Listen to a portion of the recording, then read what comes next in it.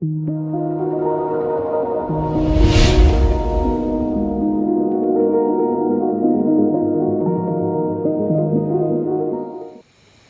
ලෝකේ ජීවත් වෙන මිනිස්සු උදේ ඉඳන් හැන්දෑ වෙනකන් වෙහෙසෙනවා මහන්සි වෙනවා පුදුම විදිහට තමන්ගේ දවස මහන්සි වෙලා වෙහෙස වෙලා වැඩ කරනවා.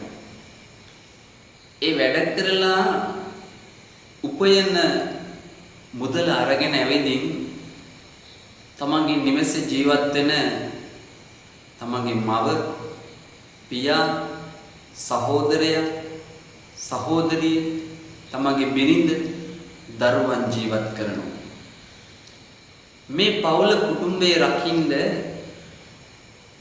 මේ මිනිසයා පුදුම විදිහට වෙහෙසෙන්නේ තමන්ගේ රුධිරය දහඩිය බවට පත් කරලා.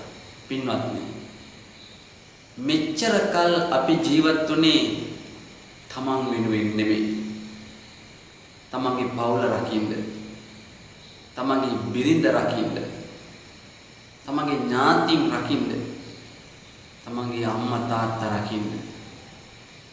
බුදුන් වහන්සේගේ දේශනාවේ පෙන්වන්නේ තමන් මහන්සි වෙන්න ඕන තමන්ගේ ආධ්‍යාත්මික සුවය ළඟා කරගන්න. අන්තිමේදී අපි මරණ මංචකයට වැටෙනවා.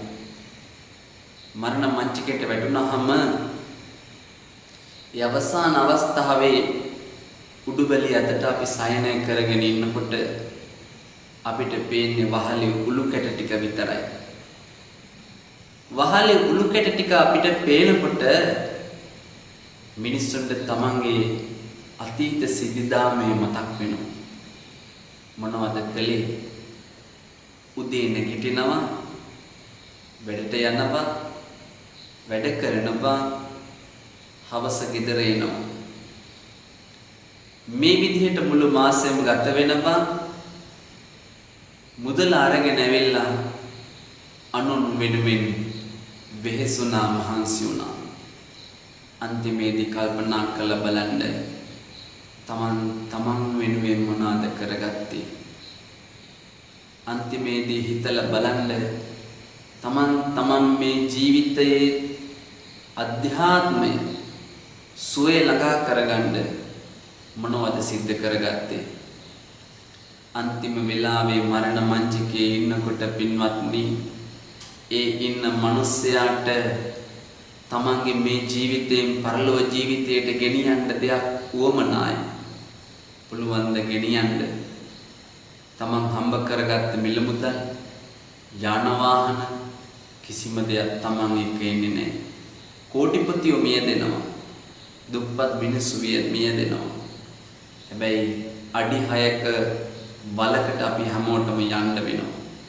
මම මෙතනදී කියන්න උත්සාහවන්ත වන්නේ පින්වතුනි, මේ ජීවිතයෙන් එහා ජීවිතයට යනකොට අපිට ගෙනියන්න දෙයක් වුවමනායි. බුදුරජාණන් වහන්සේ මතක් කළේ, දේශනා කළේ කායේන සංවරෝ සාදු සාදු වාචාය සංවරෝ, මනසා සංවරෝ සාදු සාදු සබ්බත් සංවරෝ. පින්වත්නි, බලන්න ඔයා තමන්ගේ ජීවිතයේදී මොනතරම් හඬලාද, මොනතරම් විලාප දීලාද, මොනතරම් තමන්ගේ ජීවිතේ හඬලා දොඩලා වැළපිලා ඇස්වලින් කඳුළු කොච්චර ගිහින් ඇද්ද?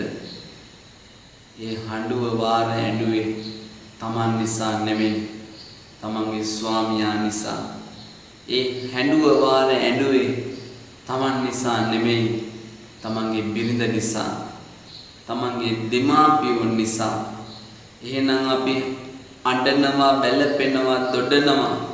ඒ හැඬීම් වලින්, ඒ වැළපීම් වලින් තමන්ගේ ආධ්‍යාත්මයට සුවයක් ලැබෙන්නේ නැහැ.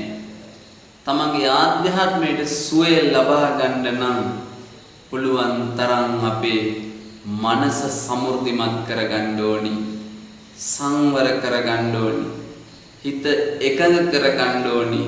මේ ජීවිතයෙන් එහා ජීවිතයට ගෙනියන්න පුළුවන් පින් රාශියක් එකතු කරගන්න ඕනි. එහෙනම් අපි අපේ ආධ්‍යාත්මය ගැන හිතමු.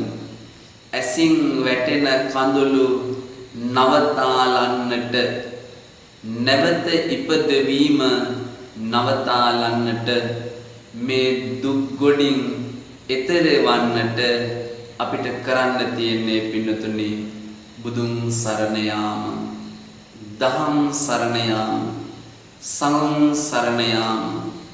අවසන් මරණ මංචකයේ ඉන්නකොට ඔබට මට්ට කුණ්ඩලීට බුදුන් වහන්සේ පෙනුනේ යම්සේද, බුදුරජාණන් වහන්සේගේ නවහරාදී බුදුගුණයන් ඔබේ මනසට නිරන්තරයෙන්ම ලැබේවා. ඔබේ මනස බුදුගුණ සුවඳින් පිරේවා. මේ එළමෙන උත්තරීතර උතුම් වෙසක් පුණු පොහොය, වෙසක් සතිය පුරාවටම ඔබේ මනස සුවපත් වේවා. බුදුගුණ මෙනෙහි වේවා. ඔබට බුදුන් වහන්සේගේ සුවය ලැබේවා. ජීවිතේ යහපත් වේවා, සාර්ථක වේවා, ආධ්‍යාත්මයේ ගොඩනැගේවා කියලා අපි මේ වෙලාව තුළ ප්‍රාර්ථනා කරනවා. හැම දිනාටම තෙරුවන් සරණ වේවා.